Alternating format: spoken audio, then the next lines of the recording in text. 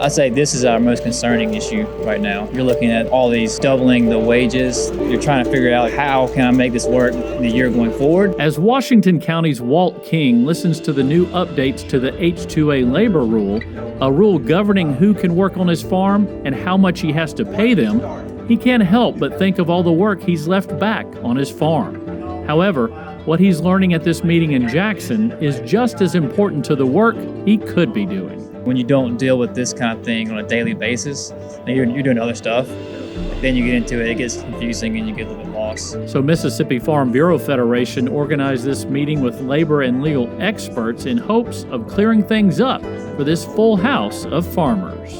We don't think that you ought to have an attorney to be able to use H-2A labor, but the fact of the matter is you probably do. Enter attorney Brandon Davis of Phelps Dunbar Law Firm out of New Orleans.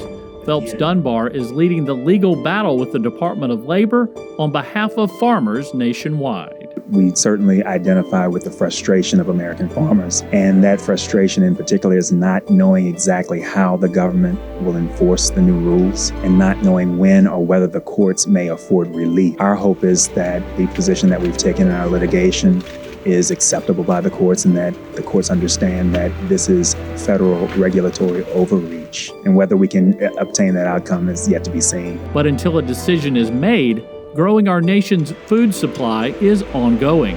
How will the new rule affect farming? Will there be enough labor to care for the commodities and land? And how will paying the labor affect an operation's bottom line?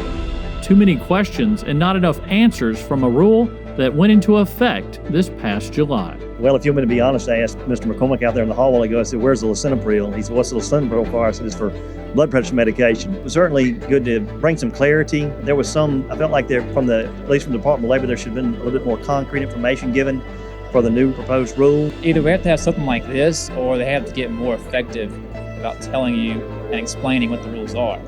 Like, that was my big question today. It was like, when do these rate changes go into effect? Is it year-round? Is it during when the work is being done? Forward seems to be the only option for farmers. But again, their operation and their living hangs in the balance to a decision being made outside of their control. Certainly some of the old information was given was good. I think moving forward, we'll just have to know exactly, remove the gray area, and we need this black and white. It's like they threw the rule out here. We don't understand how it's supposed to be applied to us. The more information that we can get to the farmers on the front end, the better off they are, because we don't have a lot of options to help on the back end. That'll be up to them. But our goal for this meeting is just to get information out to these farmers so they can go back to their communities and tell the ones that weren't able to come today the same information that they got.